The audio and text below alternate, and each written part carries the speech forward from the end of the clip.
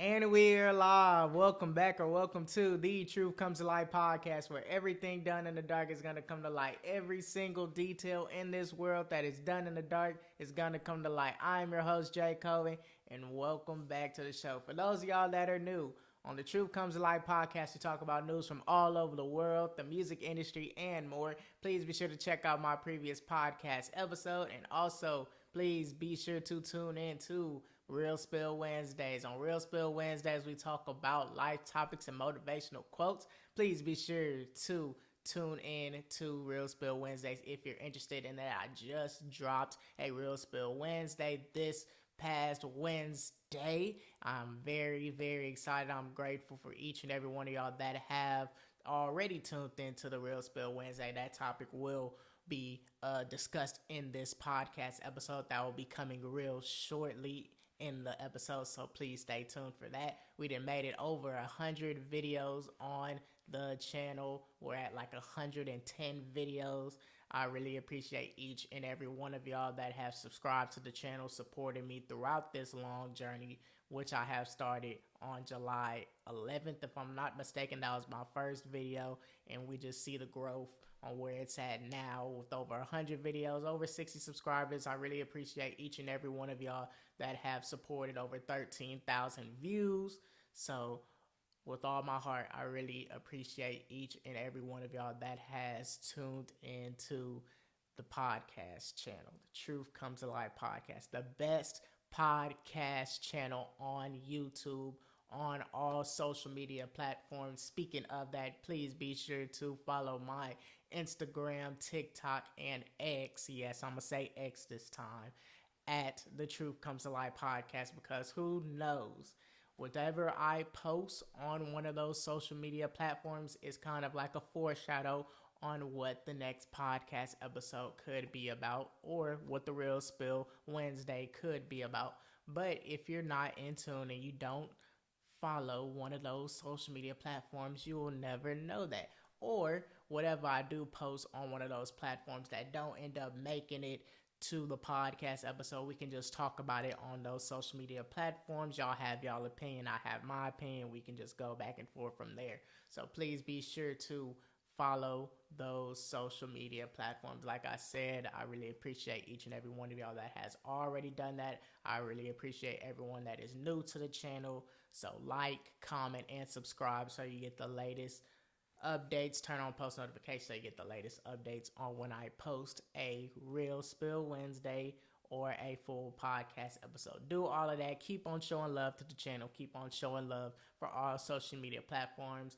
Can't say this enough. I really appreciate each and every one of y'all. So with that in mind, let's get straight into this podcast episode. Now, this is why I normally wait a couple of days for getting topics and doing podcast episodes, because new topics come out, and if it wasn't for this one situation that had ended up happening, which I really just feel bad and sorry for each of the individuals that had to grow through this situation, it would not have made it on this podcast episode. But luckily, I don't want to say luckily in a good way, but it ended up happening yesterday as I'm recording this video, Wednesday, October 25th. That is exactly when it had ended up happening.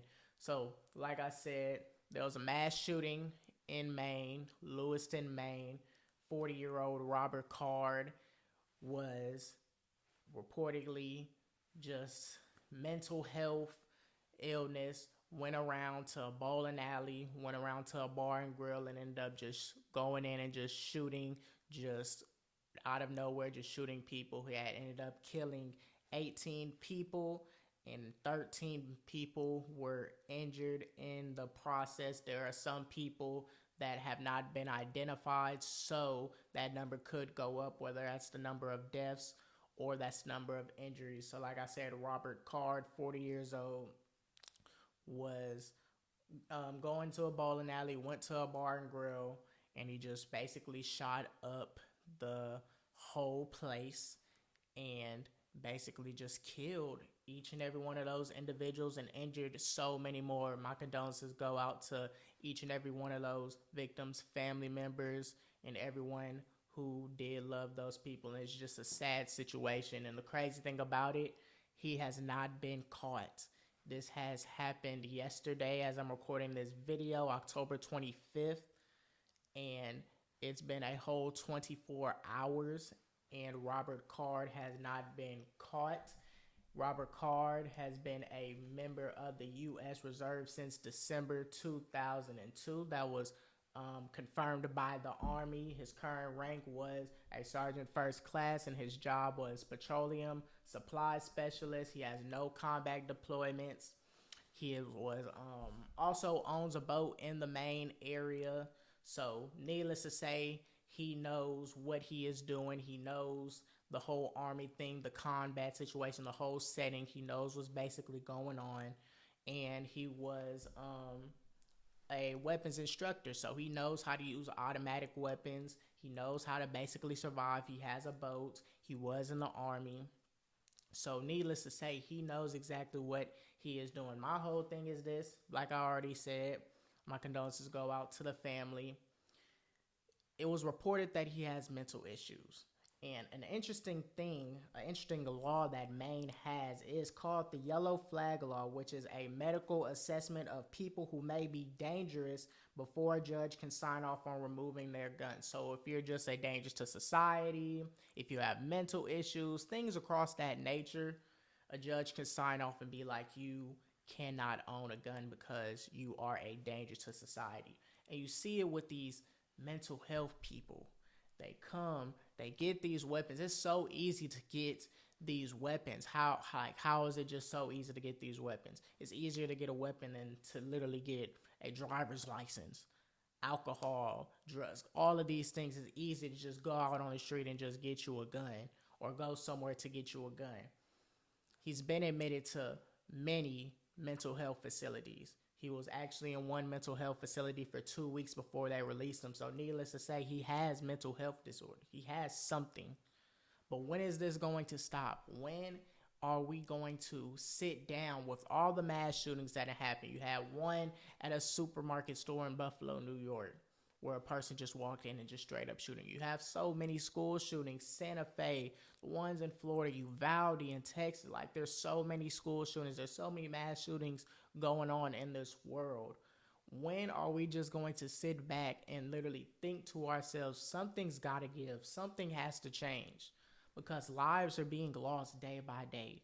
Murders are happening day by day, but it's the ones where innocent people are getting killed by someone that has a mental health disorder and just comes and just shoots a certain spot anywhere, like with Robert Card, a bar and grill and a bowling alley where kids are supposed to have fun, families are supposed to have fun.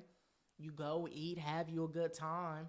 You don't think anything bad is going to happen, but all of a sudden someone just walks in and you don't know who this person is. You're just an innocent person at the wrong place at the wrong time, and they just come in and they just shoot the whole place up, and now you're not alive, you're not here anymore. When is it going to be time that these laws change? When are we going to sit back and realize this isn't right? These gun laws have to change. Certain people can't have guns. You already got the whole convicted felon thing. Where is it going to be with it being age, whether it's mental health, whether it's something? Something has to change, because so many people are getting weapons. You can be a minor and get a weapon just like that. You could be like him, who has a mental health disorder, and it doesn't matter because he could still get a gun. Now, obviously, like I said, he was in the U.S. Army, so maybe that was something. Maybe he could get his hands on weapons way easier than just the average human being. But that just basically shows you that this whole thing was premeditated. Robert Card, him knowing how to use guns, him having a boat in the Lewiston, Maine area, him being a part of the U.S. Army, Sergeant First Class as his rank, he knows what he's doing. So yeah, it could be some sort of mental health thing. We're not going to rule that out at all. But at some point in time, We just got to know what's premeditated. This was a whole premeditated thing. The fact that it's been over 24 hours and Robert Card has not been captured. We don't even know where he's at. He might be out the country. He has a whole boat. He could drive that out the country. He probably had the idea that I'm going to get this semi-automatic rifle, which he had, which was shown on footage. I'm going to get this semi-automatic rifle, go to these spots. I don't know these people. I've been telling people that I've been hearing voices in my head. I've been telling people that someone has been telling me to do these bad things. Go to these spots, just shoot people, get on a boat, or do something and just leave the country. Because normally with mass shootings all over the world, once it happens, within like a couple of hours, the suspect is caught. The suspect is caught right then and there, and less people will be hurt. It will prevent more people from getting hurt. But since it's been over 24 hours and Robert Card has not been found, and this is a mass shooter, when has this ever happened? This is a mass shooter, and it's been over 24 hours and he has not been caught. Not been caught at all. And he's in Maine, so you know Maine's close to Canada, so he could be in Canada. He could be in a whole nother state. He could be in a whole nother country because he knows how to survive because of all the tools that he has in the past with that whole boat. The knowledge of being in the U.S. Army, knowing how to use guns, being an instructor. He knows what he can do. This was all premeditated. All of this was premeditated. Him going to these spots, it was premeditated. That has nothing to do with a mental thing. That was a planned thing. He planned to kill these people. There was a note in his house. This was all a plan. This was all an elaborate scheme to go to these spots where people hang out and chill, have fun. A bowling alley, ain't no one thinking about getting hurt at a bowling alley. They're thinking about their kids or going on a date or just something like that. No one's thinking about a shooting at a bar. They're thinking about eating, having a good time, watching a game, doing something. They wouldn't think about someone just pulling up and shooting them, shooting the whole entire place. And with it being 18 people dead and 13 people injured, at first it was anywhere from 16 to 22 people dead and 50 to 60 injured. That was the crazy thing when it first came out. But man, police have narrowed it down to 18 people dead and 13 people injured. And it's just sad that your life can just be gone at any point in time and you didn't even do nothing. Sometimes you could just be at the wrong place at the wrong time. And somebody bad can just come. You have a semi-automatic rifle or have a bomb. Have anything that's illegal and just ruin everything, and your life can just be gone like that. But we're not looking at what can we change. We're not looking at the school shootings that happen. We're not looking at the mass shootings that's been going on since the beginning of time. Crimes are only going up. More crimes are happening every day. More murders are happening. More everything is happening. More violent crimes. Everything has been going up. It's been on a constant trend on going up. What are we going to do to stop that? We can do something to stop it. We can change the laws. We can change who has guns. Because it shouldn't be that easy to own a gun, let alone a semi-automatic rifle. Let me repeat that. A semi-automatic rifle. That is crazy. It's with someone that has been admitted to a mental health facility. He's been admitted to a facility and they released him after a couple of weeks We don't know why, but if he was admitted, we can already know that something mentally is wrong. And with Maine being one of those states to have a yellow flag law, they should look at that as he is not in the right mental standpoint to own a gun for the sake of the people that live in Maine and for the sake of him potentially going out and killing. And sure enough, what did he do? He heard voices in his head from what has been reported. Those voices in his head led him to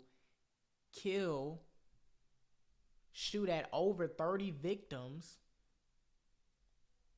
with 18 being dead. And he can just get out of here. Just get out the country because he has a boat. He has experience. He has knowledge in the army.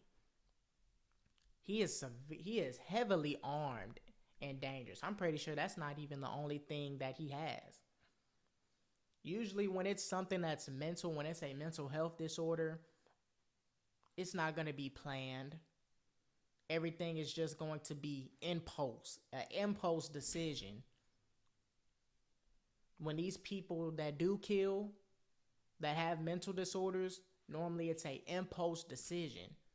But the fact that Robert Card killed all these people, and it's been over 24 hours, and he still hasn't been found, is going more towards it being premeditated. This was all planned. He has the resources. Versus it being more impulse. He doesn't know what's going on. We're just going to stay in the same spot because we don't know anything. But this was strictly premeditated. Strictly premeditated. He had a plan. Him writing a note, the officers finding a note about what was going to happen, that's premeditation right there. And even with some of these crimes with people that are mentally ill, even though they're premeditated, we both know that it's premeditated to an extent. There'll be times that he could get off. There'll be times where individuals will get off because it's a mental illness. Sometimes, okay, someone can have a mental illness. If that is, he needs to get the help that he needs. We're not going to throw that out. But if it's something that is more so premeditated, it varies from situation to situation. If it's a premeditated crime and you can tell that it's more premeditated than being mentally ill, then that person should go to jail versus that person being admitted to a mental facility or get acquitted of the charges at all because the judge deems them mentally ill. And you see it all the time, and it's just crazy. At some point in time, you have to see that 18 people were killed, 13 people were injured, and be like, was this more so premeditated? Him being gone for over 24 hours? This was more premeditated versus him being mentally ill. Not saying that he isn't mentally ill, but he's gone for 24 hours. He has knowledge, heavily armed and dangerous, still hasn't been found since Wednesday, October 25th at 7:50 p.m. Still hasn't been found since. It's been a whole 24 hours as I'm recording this video, and he still hasn't been caught. That leads me to believe that this was a whole plan. This was a whole scheme. If he was hearing voices in his head, okay, cool. He was hearing voices in his head. Give him the treatment that he needs. But the main issue is, when are we going to change these laws? When are the crimes going to stop? When are the mass shootings going to stop? When is the government going to do something so that way this can't happen? We try and say that change is going to happen, but usually we say that, and a few months later, we're right back to where we started. We said that there wasn't going to be any police brutality, but you still see police brutality out here. We said that there wasn't going to be no mass shootings, especially after the one in Florida and the one in Santa Fe, Texas. There was one in Uvalde. There was one in Dallas, Texas.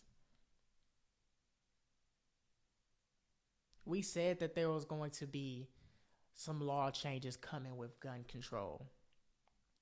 You still have mass shootings all over the world. The point is this: you have to be committed to change something. Change what's going on in the world. You can't just say that since something bad happens, at that point in time, oh, we're going to change it. I get that it takes time. Change takes time. But to an extent, you can't just say that change is going to happen and it never changes. And it's been going on since the beginning of time. And we say it each and every time we get on the press conference that change is going to happen. Someone needs to step in and want to truly have change. Because if not, we're going to see more and more people just dying. Innocent bystanders who have families, who have kids, who have people that love them. When is change going to come? With mental illness, get them the help that they need immediately. Don't skip over the red flags. You can't skip over the red flags, because if you do skip over the red flags, the worst can happen. Whether that's mass shootings, or them killing themselves, or them just harming another individual, period. If you would have spotted that right then and there would not have been any of this. If we would have looked at the police records, if we would have looked at the records and found out that Robert Card was an individual who has mental health illness, he's been admitted to mental facilities. That right then and there, no matter if he was in the army or not, that's a yellow flag law right there. But the people in Maine looked over that. They misread that. They didn't see the information. And on the flip side, what had ended up happening was over 30 people getting injured, with 18 dying, which could potentially be more due to the simple fact that some of them haven't been identified yet. And a whole lot of families grieving and will forever be grieving. Murder is already bad. Knowing that you lost someone in the world is already bad, but it's worse if that person is just an innocent bystander who didn't have no beef with nobody, ain't have no beef with the person that had ended up shooting them, was just caught in the wrong place at the wrong time. That strikes fear in the people. It strikes fear in the people that was in Maine, because now they're at a stay at home. They can't come outside because you're just an innocent bystander. That if you even do go outside, you might be caught in the wrong place at the wrong time. So it's hard for those people. And it would be hard if it happened anywhere in the world. Knowing that you have a son, knowing that you have a daughter, knowing that you have somebody who they died because they was in the wrong place at the wrong time. Murder is bad enough.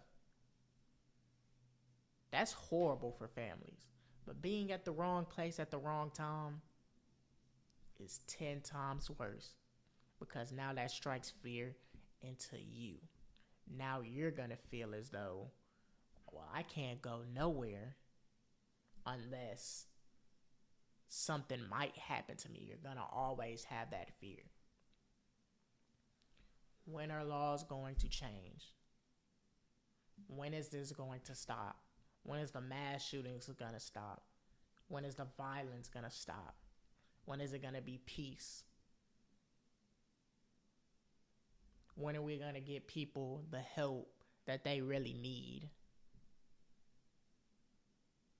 Instead of just saying we're going to change laws, we're going to do this, we're going to do that, but in actuality, we're stuck on it for maybe a couple of months max. But as time moves forward, there's no commitment for change. And that's exactly what's going on. So if Robert Card is mentally ill, get him the help that he needs as soon as possible. But the reality of the situation, there was damage already done that could have been prevented. With just looking at his background, because we don't know much about him.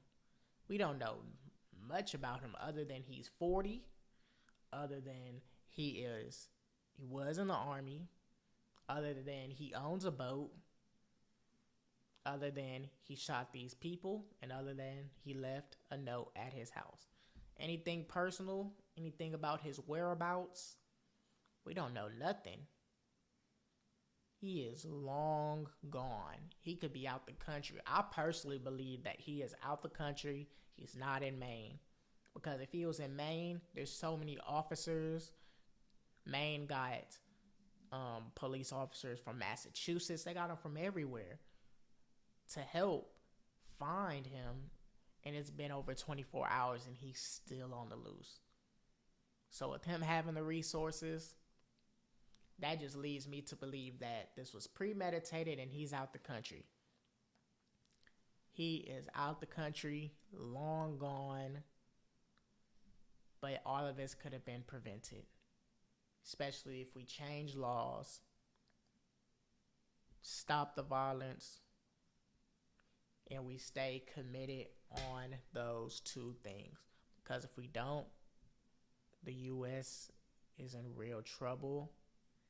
And us civilians are in trouble because we're going to feel as though we are not protected.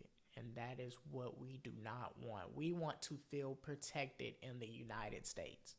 We want to feel as though the government is protecting us. Wherever we stay is a peaceful place. But until these gun laws change, anybody can just go and get a gun. Walk somewhere, pick up a gun. Pistol, semi-automatic rifle, or automatic rifle, any type. Shotgun. Anybody can get that. But until we change the laws, it's going to continue to be like that. So, like I said, my condolences go out to each and every one of those parents, victims, everybody that is grieving due to Robert Card killing their people. And I really say that from the bottom of my heart. I couldn't start this podcast episode without that being the first thing I talk about. Couldn't start the podcast episode without that being the first thing I talk about. Man, that is so sad. My condolences go out to each and every one of y'all. Let's move on. So, DJ Envy, a part of the Breakfast Club, was his office raided by the FBI? Is that not true?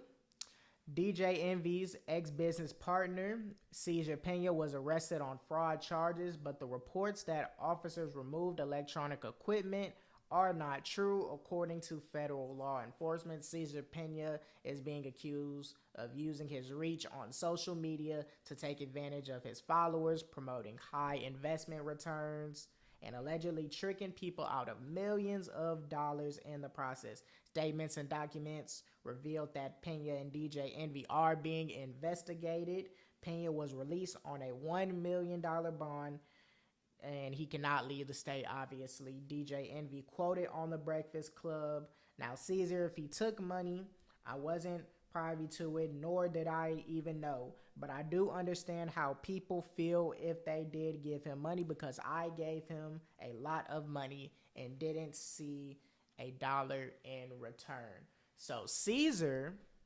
breaks his silence on the real estate accusations.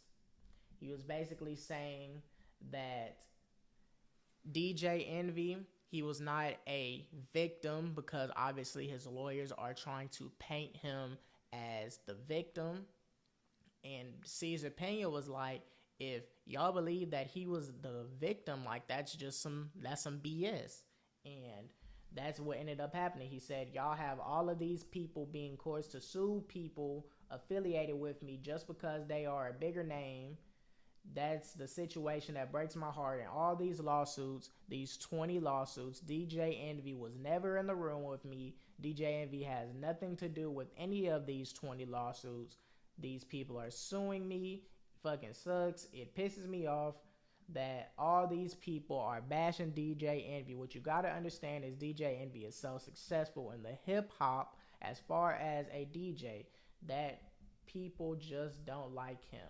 So then, like I said, when the lawyers are trying to paint DJ Envy as a victim, he basically said, I understand DJ Envy's attorney. His defense to DJ Envy as a victim is the dumbest shit I ever heard in my life. Me and him were partners in the real estate seminars. We are partners in a couple of real estate transactions. That's it. He is not a victim. He was my partner. He was an investor. So basically, people are going to be on DJ Envy's side. There's some people that are going to be on his side. Me personally, I'm not on his side, and I'm going to tell you why. With this whole situation, it's more so who's going to tell first.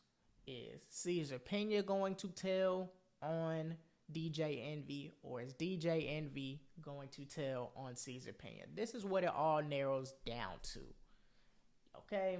Cesar Pena, him hearing that his lawyers are basically trying to say that DJ Envy is a victim in the situation, he already knows that that's not true. He said that they were partners. So if they was partners, they have knowledge of talking to these people, having these seminars, having these agreements to these victims, giving them money for the whole scheme, the whole Ponzi scheme, and they don't get a whole investment in return. But the lawyers, they're going to obviously try and throw everything on Cesar Pena and try and get DJ Envy to basically tell on Cesar Pena, but Caesar's not having that. So it's really coming down to who's going to tell on each other first. DJ Envy is the bigger name out the group. Obviously, he's been DJ for over 30 years, a part of the Breakfast Club. I listen to the Breakfast Club, so it's real deal interesting. It's one of the top performing Breakfast Club is one of the top performing. It's just a very good radio show. Just a very good radio show. But they're trying to get the big fish. And DJ Envy is almost caught. Now, I'm going to show y'all some videos, too, on why I do think that he is a part of it, too. Let me go ahead and get it just for y'all. Hold on. Let me go ahead and get it for y'all, because this was just crazy. This was a automatic just red flag. I'm going to have it up on the screen for y'all.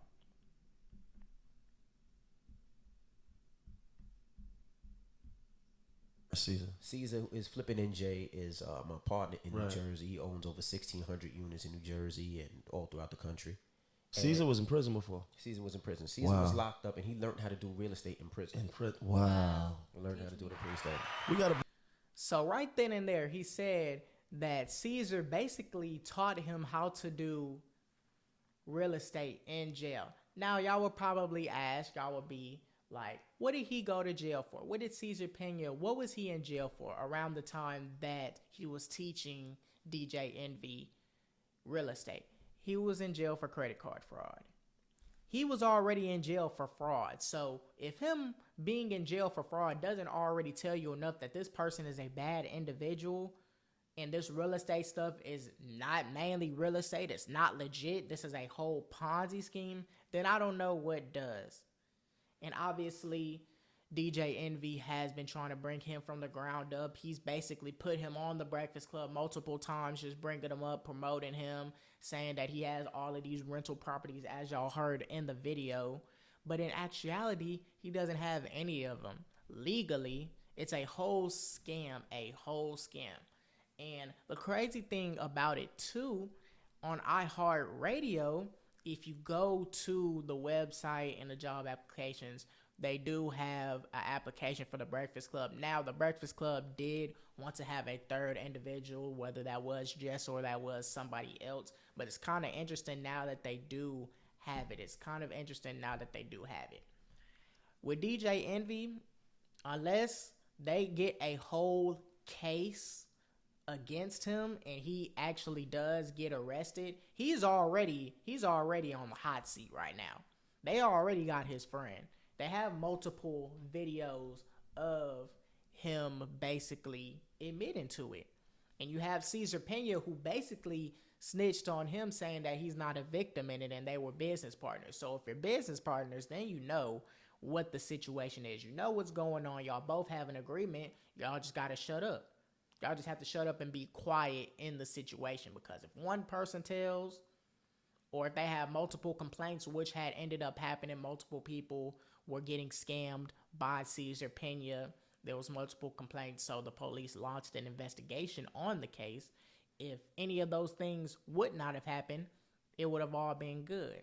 But what had ended up happening, they got all these complaints, and that's basically what ended up happening. So it's more so Caesar Pena's side, his defense, versus DJ Envy's defense in regards to who's going to tell first. That's the whole point of it.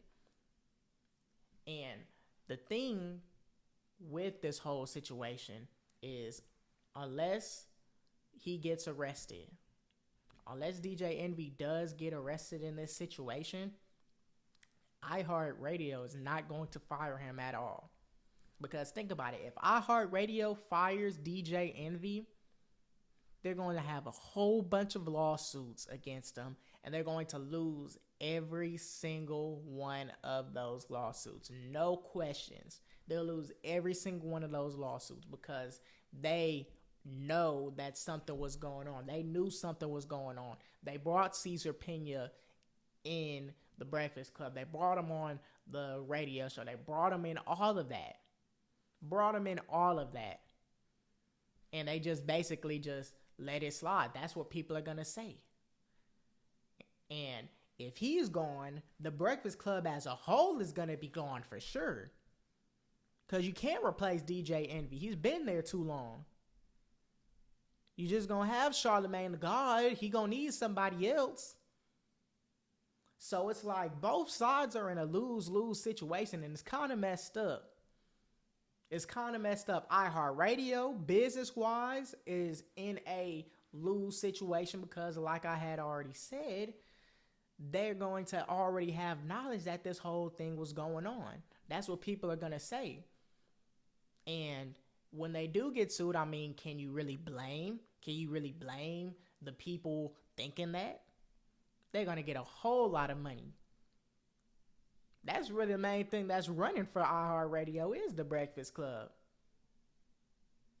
But if DJ Envy gets arrested, the Breakfast Club as a whole is going to be gone. It's not going to be the same. And you literally saw it, like, after this situation had ended up happening and he ended up when they said that his office was raided and Caesar Pena had ended up getting arrested. The next show, literally the next Breakfast Club radio show, he was virtual. There was one where he was virtual, and then there was one where he was literally on like a little meter and he was basically talking. Like, it's not the same. They know what's going on. Charlemagne knows what's going on. Everybody knows what's going on. And there was this whole video that has been going around. I forgot who it was that was laughing, but they were laughing at the whole situation, and it had ended up going viral on the Breakfast Club. That was the context behind it.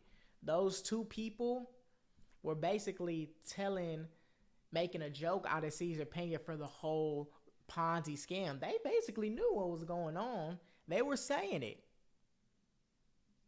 And DJ Envy was trying to get Joe Budden into the Ponzi scheme, and Joe Budden basically warned him like, hey, this ain't right. You're going to get caught. And sure enough, his buddy got caught. Caesar Pena got caught. And DJ Envy is right in the hot seat. And the fact that DJ Envy's lawyers is trying to get DJ Envy to basically tell on Caesar Pena, which is basically what he's doing. He basically said it in the next Breakfast Club episode, in which he was basically clarifying that he didn't have no knowledge, that Caesar Pena took $500K from him, and he didn't get no investment. He didn't get nothing back in return. So he basically trying to throw everything on him. But you got Caesar Pena coming back and saying that he ain't a victim. We are business partners. If you're business partners, you're going to know something. That's just like you working in a store. If you're working in a store, you have all these business partners, right? If you work in the same department, you have all these business partners, right? There's something called rumors. Things spread. People talk. So if one person talks about something that is going on at work outside of the job that's bad, thinking that you can trust this person, that rumor can spread like wildfire. And since Caesar Pena and DJ Envy were business partners, they have something to do with it. These types of business partners. And the rumors are the people that they scammed. Everybody that they scammed, they told police. Another person told police. Another person told police. Another person told police. And it spread it like wildfire to the point to where they launched an investigation. And sure enough, they got somebody. They got one. They didn't want to get him first. They really wanted to go for the big fish, aka DJ Envy. But they ended up getting Caesar Pena. And now it's like, when you do get locked up, is that person going to snitch or he not going to snitch? You already got DJ Envy's defense. They already on it. They're like, hey, he ain't do nothing. Caesar did everything. I don't have no knowledge. I'm willing to cooperate. You want to know why? Because of the simple fact he's been a DJ for 30 years. He's been on that Breakfast Club for so long. And he knows if he's gone, the Breakfast Club is gone. If he's gone, iHeartRadio is getting sued for millions because they know about what was going on. They knew what was going on. They knew something was up. But they kept him going. Because he said it on the show so many times. He brought Caesar on the Breakfast Club so many times. So many times. Trying to bring him up. Trying to paint him as this good person.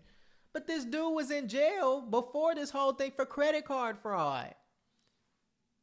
He was in jail teaching DJ Envy how to do real estate. And he was in jail for credit card fraud. That is such a red flag. Someone that deceives people is trying to teach another person how to do something legal. But you're a deceiver the whole entire time.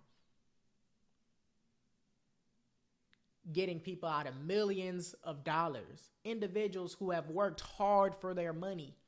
These people have worked hard for their money. And Caesar Pena just taking all their money.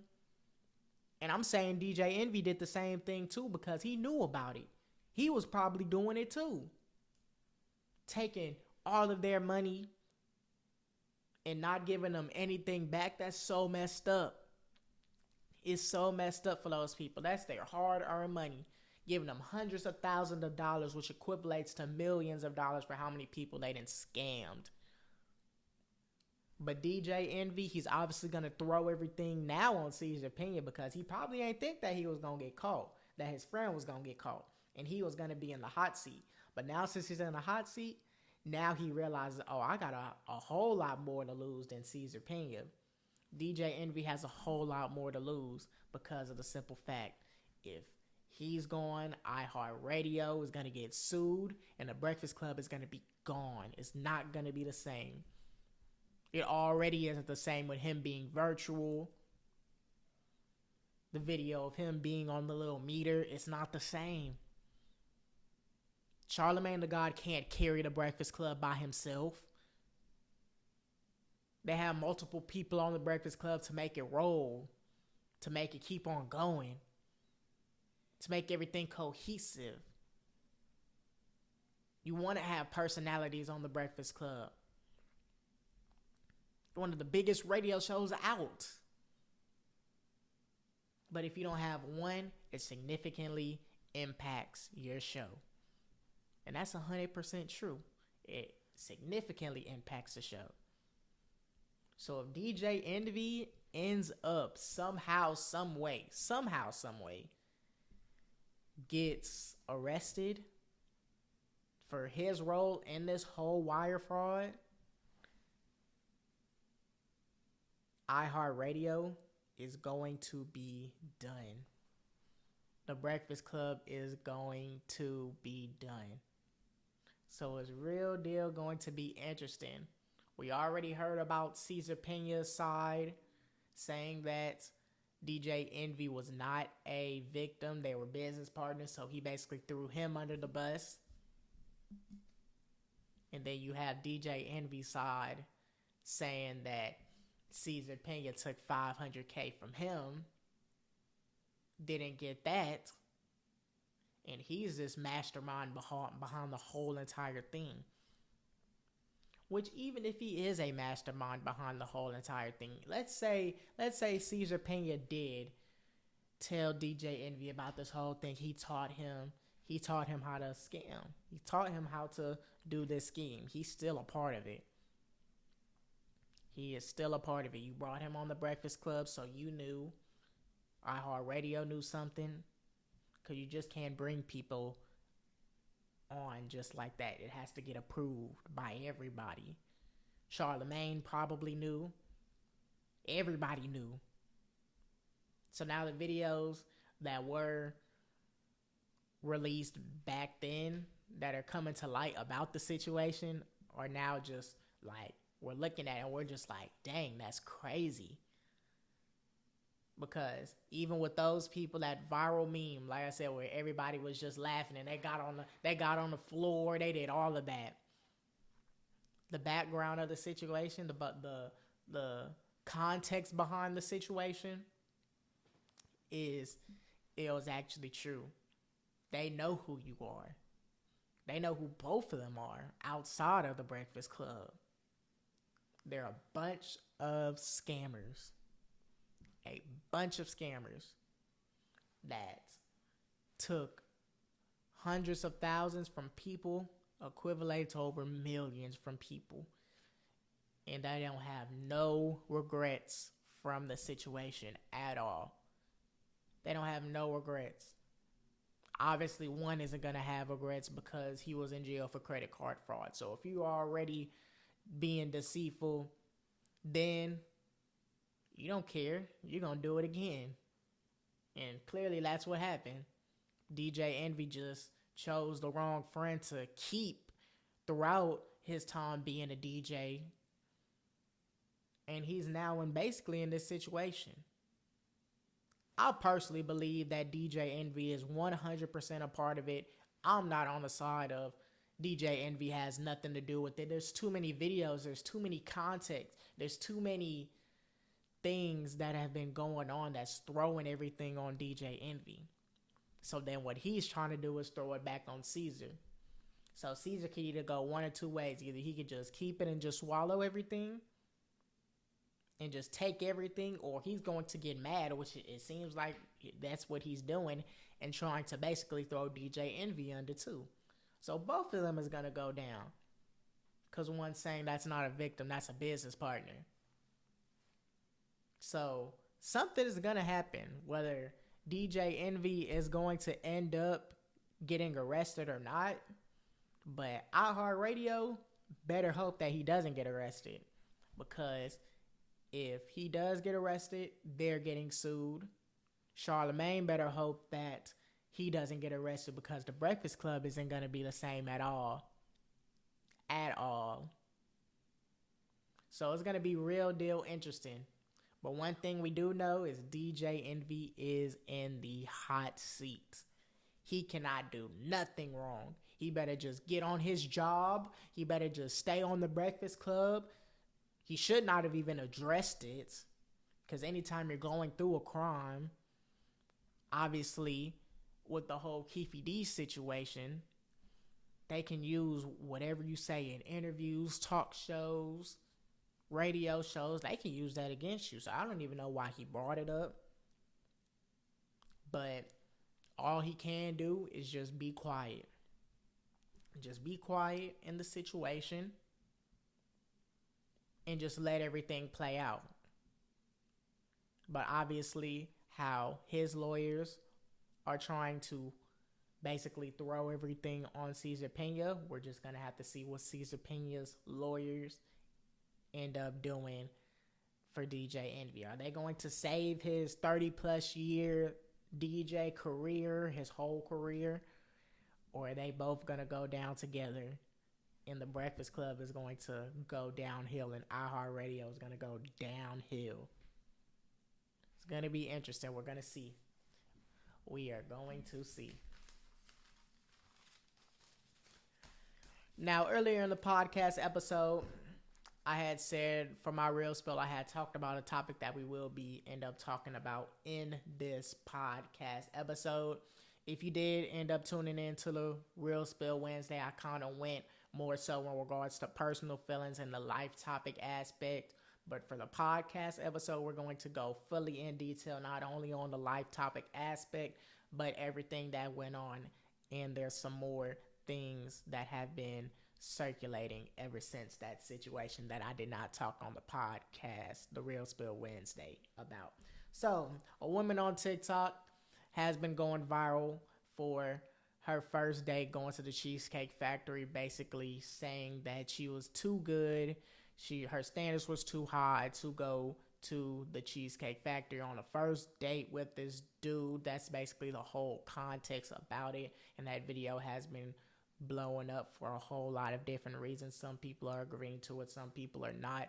But I will be showing y'all this video, and we're going to react to it together. Now, I did the same thing on my Real Spill Wednesday, but I kind of cut it.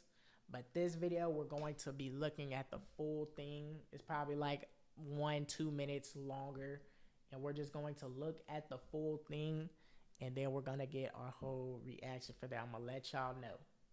So, here we go. Woo. Let me just get the door for you. Okay.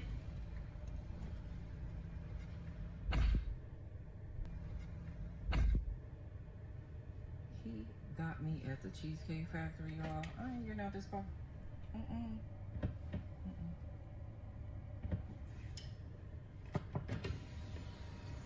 Yes. Would you want me to open the door for you? Look. Are you? You're recording me? Yeah. Yeah. This is the Cheesecake Factory. This is the Cheesecake Factory, y'all. What's the problem with that? This is a chain restaurant. Who takes someone that looks like this to a chain restaurant? You want to talk about it? I'm fine with talking about it, even in front of them. Oh yeah, I want to talk about it. Yeah. Come on, get up on in the car. Yeah, we're gonna talk about it.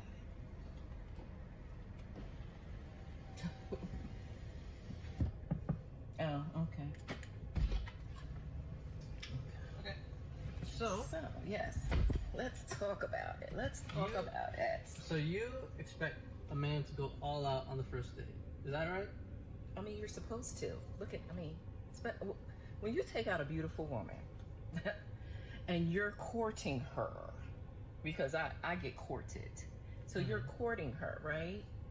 You're supposed to take care of her. You're And- supposed to cover her. You're supposed to protect her, cherish her, treat her well, right? Yeah.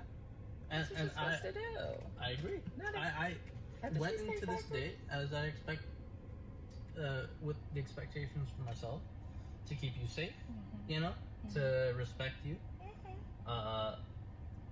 to pay for your food, of course, pick you up, of course, Mm-hmm. and just treat you like a gentleman, which I believe I have done. I mean, you've been pretty and then- nice, but I mean, And then Cheesecake Factory.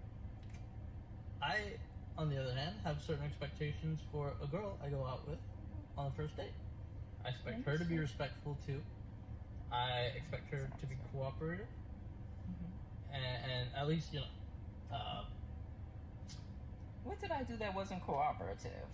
well, I mean, like even like when we were walking to the car, you wouldn't put your hand around my arm or anything like that, or hold my hand or anything like that. I mean, it's too early for that. Okay. I yeah, don't know and you I can yet. respect that. I can respect that. Okay. When I got to your apartment to pick you up, you didn't want to invite me in. I can respect that too. We're not Again, maybe I don't we're know not there. yet. Okay. I don't know yet. And then, but I mean, I feel like I'm doing everything I'm supposed to do as a woman. but I got myself there's all made nothing up. wrong with the Cheesecake Factory, right? Yes, there's a lot wrong with the Cheesecake Factory. Okay. Well, look I mean, at my plan, where we were gonna go originally. see, now that's where we should have went. All right, right there. Call him. See- Call him. No. What do you mean no? See, I know I you specifically didn't. told you both yesterday and this morning that I'd come to pick you up at 4 a.m. At 4 p.m. Right? Mm. And I got to your place at 4 p.m.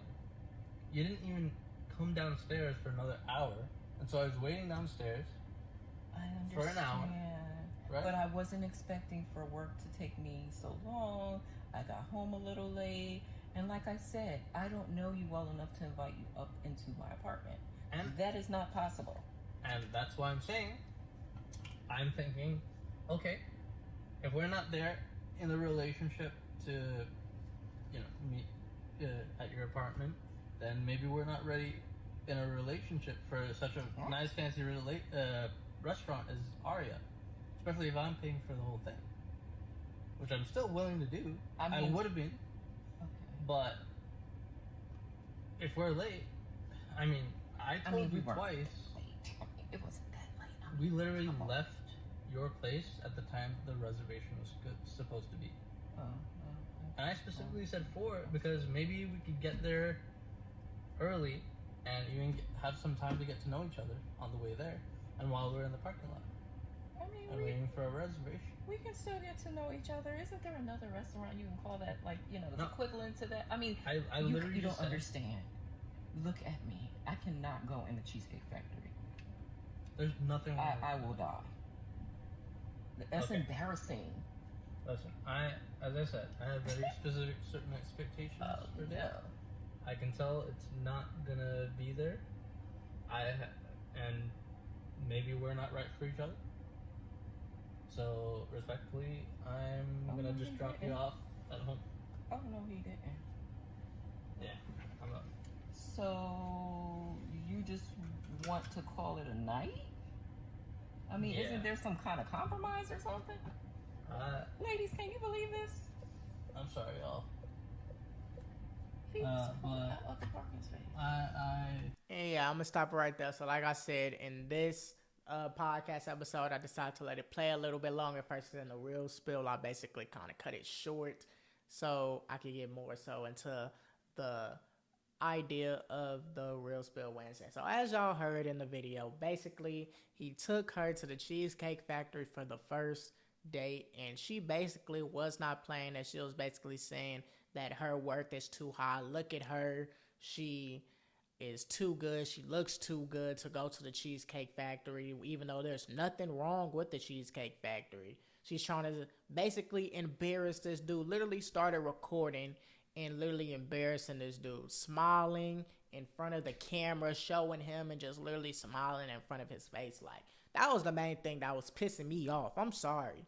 It was pissing me off. The fact that she was literally thinking that it was okay to record the person, smile, thinking that everything was good, and in actuality, it's not good.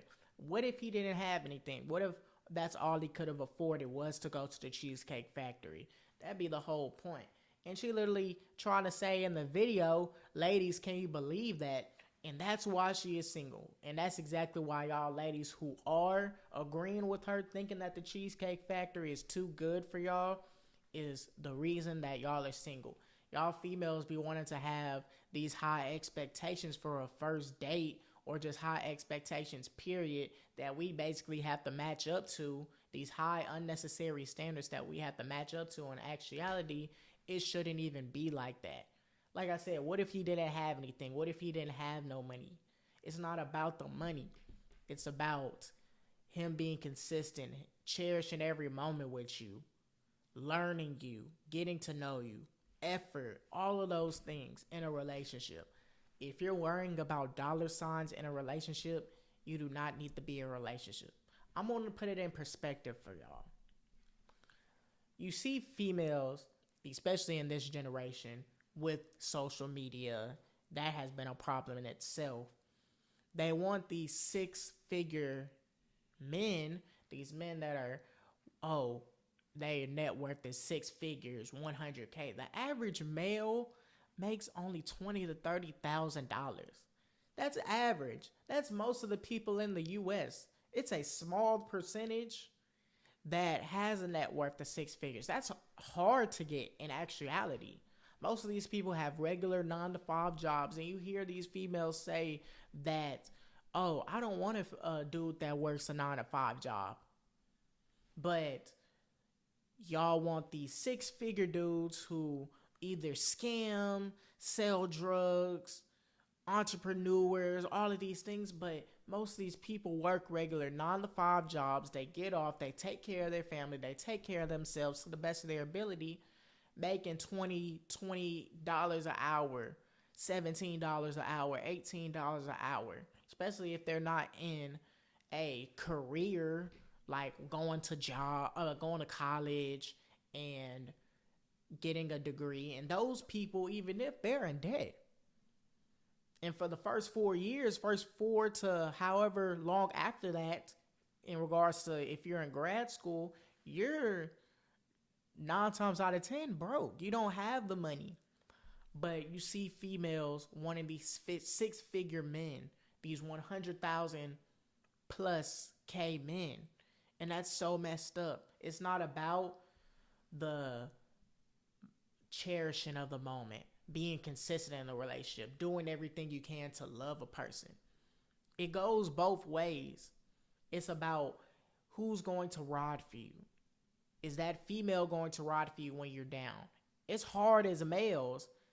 It hits harder for males when we have $0 versus when a woman has $0, because broke women won't date another dude that's broke. 90% of them. 9 times out of 10, that's just how it is, because they're too caught up in social media. They don't want to be there when you're down. They want to see when you're up. They want to now be with you when you're up. When you try and achieve your goal, achieve your dreams, and you're starting from down low with nothing, they don't want you then. But now when you make 100K, you are now successful. Or if you don't make 100K and you're just a successful individual, now they want you. This generation is so messed up because of the simple fact we rely on social media. People rely on social media as the new norm. If they see someone making 100K scamming, for some reason that's attractive to females, it's a small percentage that makes 6 figures. It's a small percentage that makes 7 figures. But females want to have this unrealistic standard due to social media and what they see. Last time I checked, I don't personally believe that the Cheesecake Factory is a bad first date. It's a restaurant. It's not like he's finna take you to some Steak 48, some Benihana's, some Roof Chris, some any one of these expensive restaurants cashing out for a first date. It's about getting to know that person. With this woman, she already had standards. She wouldn't let him come in the house because she doesn't know him. They were already an hour late for a reservation. But she expects, on the flip side, for the dude to not have standards. She expects for us men to not have standards. So she wants to go to a 5-star restaurant once to cash out, but he can't have standards. Everything is just on you having standards. You don't know this person, so I'm not going to allow you to come in my house. We're not going to get to know each other in the house and wait while you do get ready. But you expect him to basically cash out on you? That's not how it works. Females want to have matching pajamas for Halloween, Christmas, but that would not have happened if you don't go on that first date and actually get to know the person for who he is and cherish him and love him for who he is, instead of being too focused on social media. You see social media posts of people matching in pajamas, but behind closed doors, both of them have to ride for each other. Both of them have to love each other for who they are. And I'm pretty sure their first dates wasn't a 5-star restaurant and cashing out. It's about the thought that matters. It's about the love. It's about the effort, the consistency in relationships. And to the females that think that the Cheesecake Factory is too big for you and you're just like the girl, that's why you're single. If you even agree to that, it's about the thought. He ain't do nothing wrong. She looked like she done had some burgers, some steaks, some unhealthy things. She doesn't look like that she's a slim person. She's ate those type of things. She's on the big side. She has some weight on her. But you're saying that these 5-star restaurants is what you want, unless it's not going to work out. You want to cash out for a first date unless it's not going to work out. That doesn't make no sense.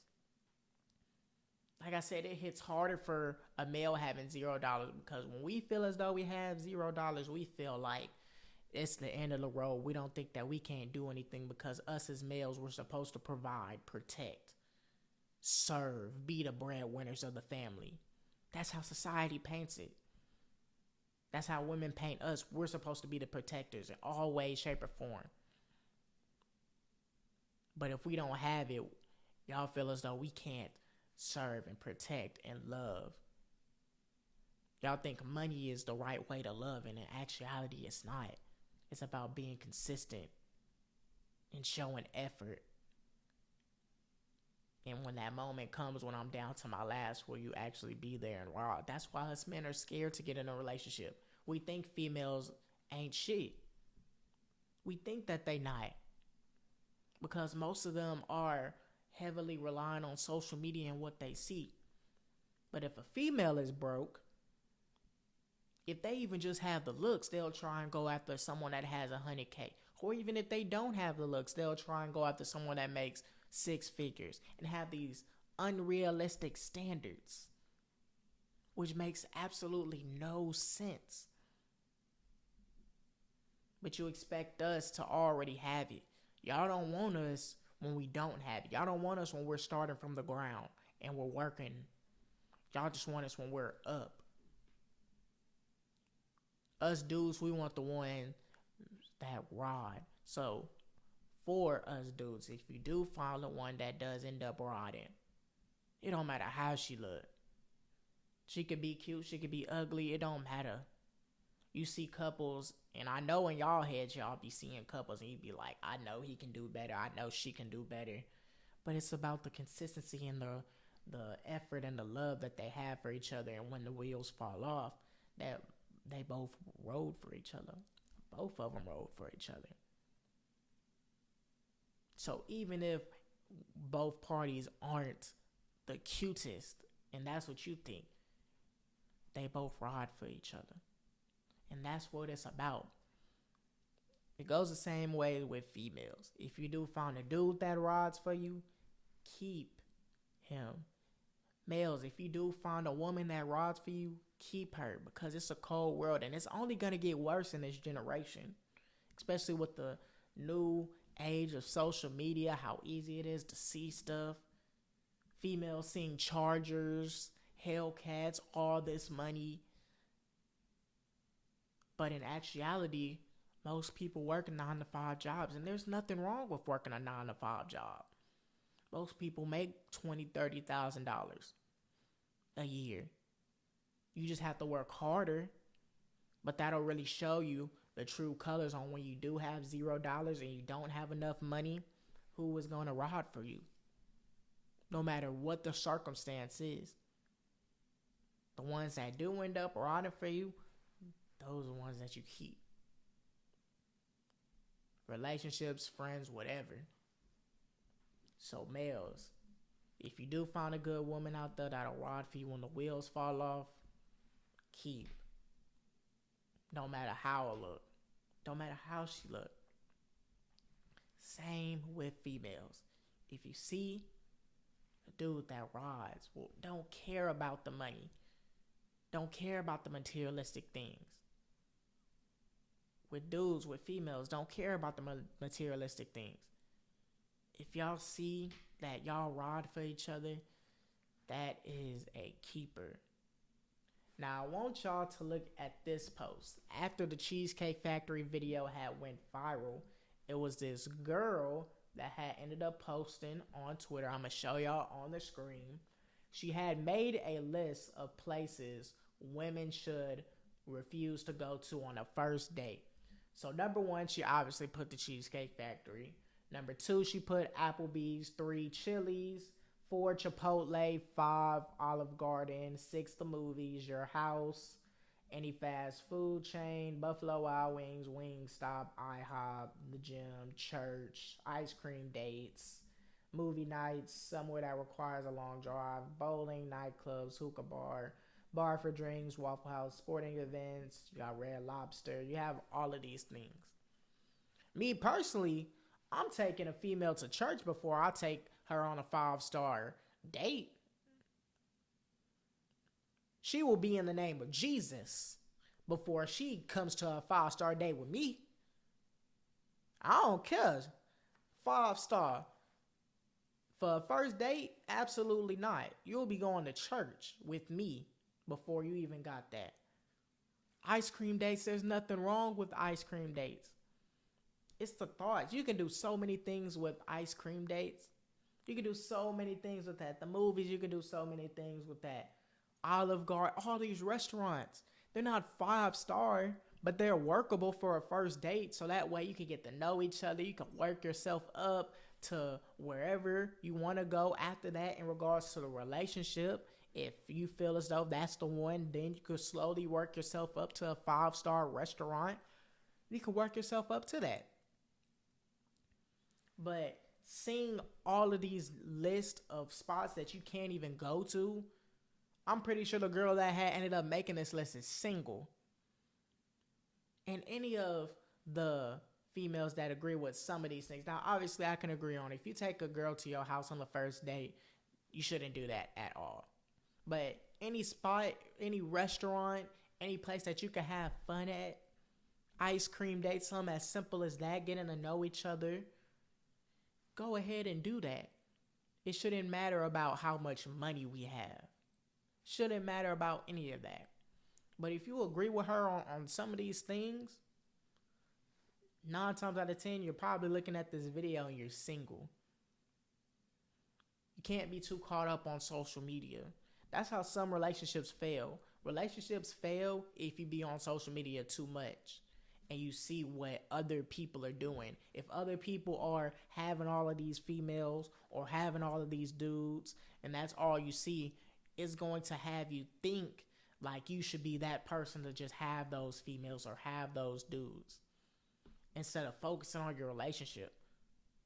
If you see a dude that's clearly making more money than your dude that's at home, don't leave just because you see it on social media. Will he may be better? Money-wise, he may be better. But as a person, as an individual, will he be better? No. Same with dudes. If you see a female that has a bigger booty, better body than your female, she probably isn't better than her personality-wise, effort, cooking, doing whatever to provide for you. But if you're too caught up on social media, you're going to lose it. You're going to lose yourself being too caught up in social media. Everybody can find better in certain categories, but there's some that you can't find better in. And personality is one of the main things, depending on who the person is. And the efforts, because it's a cold world in this generation. Finding people that'll actually ride for you and be loyal to you. Loyalty is hard to find in this relationship. But if you're too caught up, females thinking about the money and seeing someone with a better car, a Hellcat, Durango, Lamborghini making 6 figures, and you see your dude only making probably 30, 40, 50,000, maybe even less than that, but he's still showing you care, still showing you support, still trying to do whatever he can for you, but you get too lost in social media, you're going to leave him, and that's going to be so messed up on why you leave him.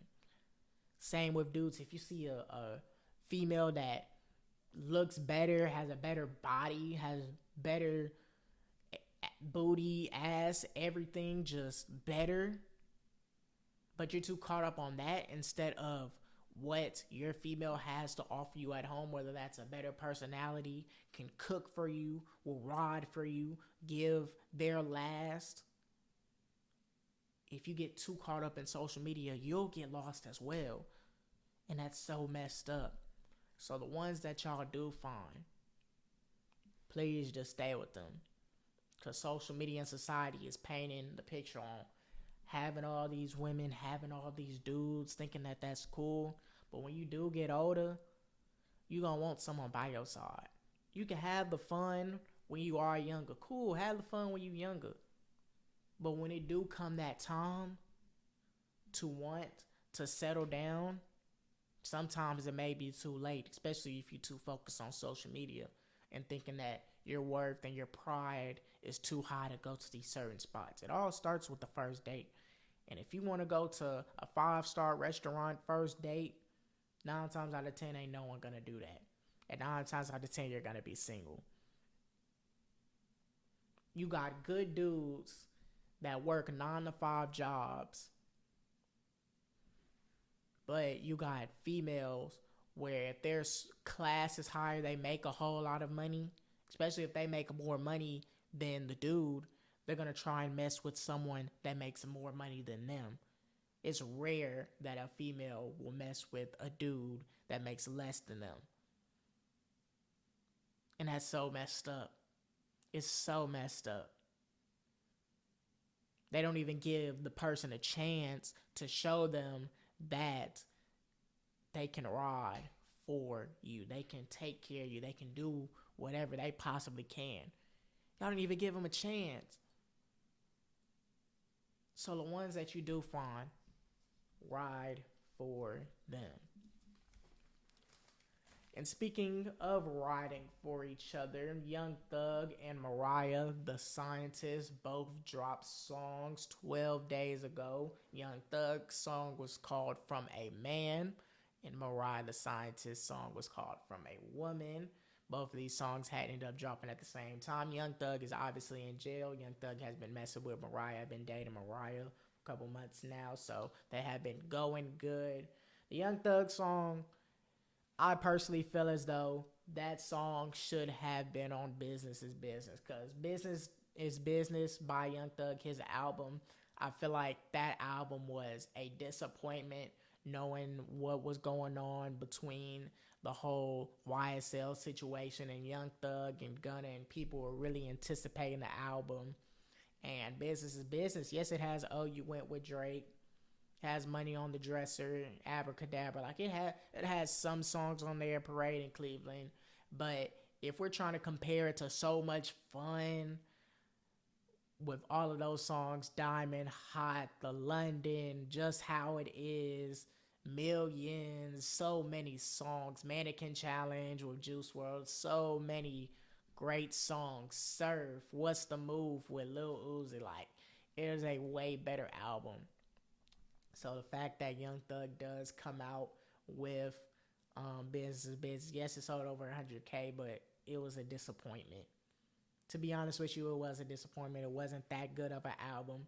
And then you have, obviously, Gunna dropping his album, A Gift and a Curse, and it didn't even have no promotion, and it sold almost 90K. And it was literally had Song of the Summer, Billboard Top 10. It's been on billboards for the absolute longest. It's a great song.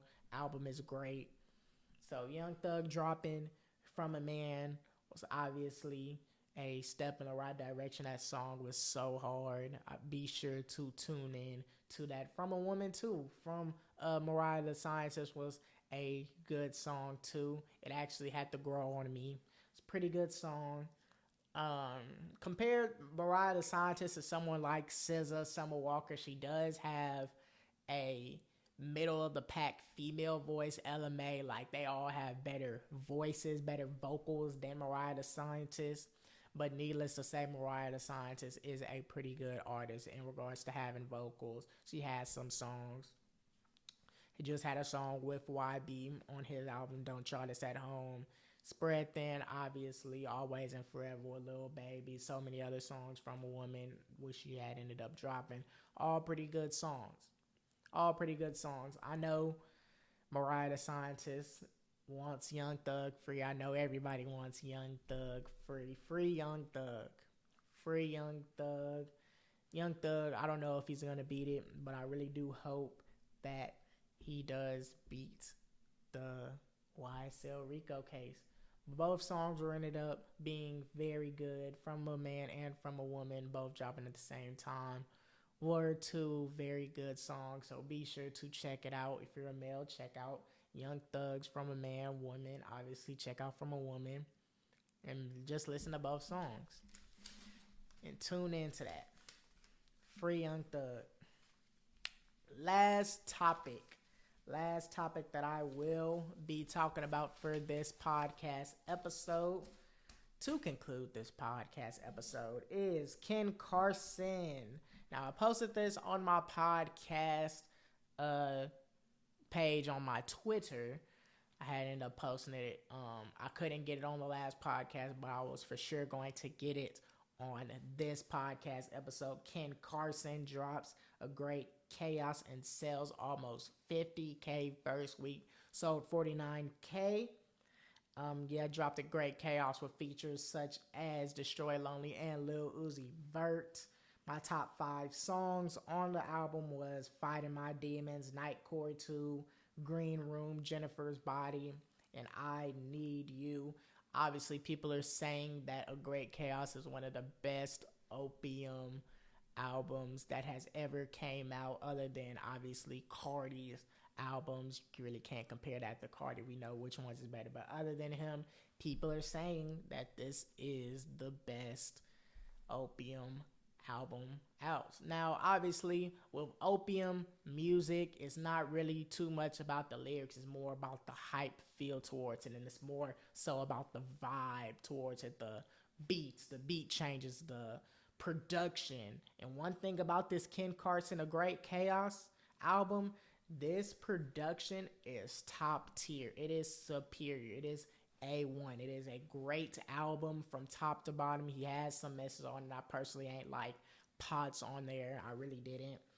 But other than that, like, I mean, it had some good songs that were on there. And one thing about Ken Carson, too, that I will say, Ken Carson does not miss on an intro, and he does not miss on a outro. Obviously, I Need You and Green Room, those are good intros and outros. In X, he had intro and the end, which are good intros and good outros. Project X, he had What's Next and So What.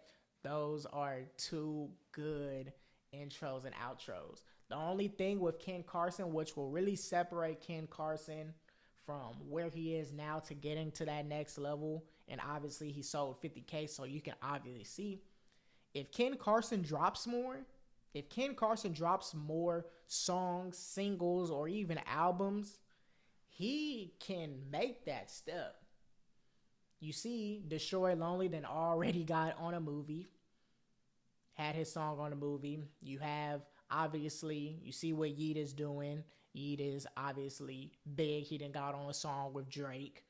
So Ken Carson can make that step if he drops more. If he drops more, instead of being like Cardi, and Cardi hasn't dropped in over 1,000 days, if Ken Carson can drop more and be more consistent, he can make that next step for sure. And obviously you saw with The Great Chaos, it sold almost 50K. Literally sold almost 50K as a Opium album. Do I personally believe that it's better than Destroy Lonely's If Looks Can Kill? That's a tough question. That is really a tough question. I would say so. I would say that it is a better album than If Looks Can Kill, but not throwing no shade on Destroy Lonely's album. What I will say is this: old Destroy Lonely is better than old Ken Carson, but new Ken Carson is better than new Destroy Lonely, and that's 100% facts. Obviously, as you can see, you had Fighting My Demons with the whole beat change. That was absolutely crazy, and that song had ended up getting leaked before the album had ended up dropping. I think the whole album, if I'm not mistaken, had ended up getting leaked. So people didn't even know if he was going to drop the album. Boom, he ends up dropping the album Friday the 13th, October 13th to be exact, but it was Friday the 13th. So he had Fighting My Demons on there. He had Jennifer's Body, which is another great song. Night Court 2 is good. Night Court 1 is kind of, it was all right. He kind of have some offbeat songs, which, I mean, sometimes it's just too much with the production and him trying to be on beat. It's kind of too much for me, which is kind of the reason why I don't listen to that much Opium. It's kind of like it's hard for me to get into, but I've been getting into it lately. But one thing I will say, this Ken Carson album, I gave it a chance, and I have not been let down. Green Room, just immaculate, just good. I Need You. I was literally listening to I Need You before the podcast. It was literally a good song. And obviously with X, intro, the end, those two intros and outro songs are good. Intro is probably one of the best songs on that album. Then Project X, you got Who's Next, So What. Rock and Roll is also on that album, and that album is good. Like Ken Carson has continuously got better. One thing I will say, he has continuously got better. He had Lil Uzi, he had Destroy Lonely on this album. They both did pretty good, especially Lil Uzi Vert. He did good. He had a better album, to be honest with you, than the Pink Tape. It was a good album. The Green Room was a good song. A Great Chaos was just a good album. Like I said, my top 5 songs: Fighting My Demons, Night Court 2, Green Room, Jennifer's Body, and I Need You. Let me know what y'all's top 5 songs are. Let me know what y'all favorite songs are. Mine is Fighting My Demons. It's just too good. I just can't. It's all over TikTok. It's literally everywhere. That song is literally just top tier. So Ken Carson selling 49K, having one of the best Opium albums ever in history. Obviously, with Cardi. Can't put it ahead of him. But like I said, one thing with Opium songs is more so about the vibe versus the lyrics. If you can just vibe to the song and listen to the production, listen to how the production is just coming together along with the vocals and just everything, you'll like Opium music. But if that's too much for you, I can understand it because it was too much for me at a point in time. But sometimes you just gotta let loose. It's something new. Opium is the new thing coming out. It's the new wave of rap that's coming out. It's more so about the production, more so about the vibe. Not necessarily the lyrics, but the production and the vibe of it. That's how Opium is. And Ken Carson dropped one of the best Opium albums of the year ever, too. Literally sold almost 50K. So if Ken Carson continuously drops, if he stays consistent, if he drops more versus dropping almost a year ago and then dropping this, he'll be good. He'll make that next step from where he is now all the way up to where he could potentially be, where his potential is.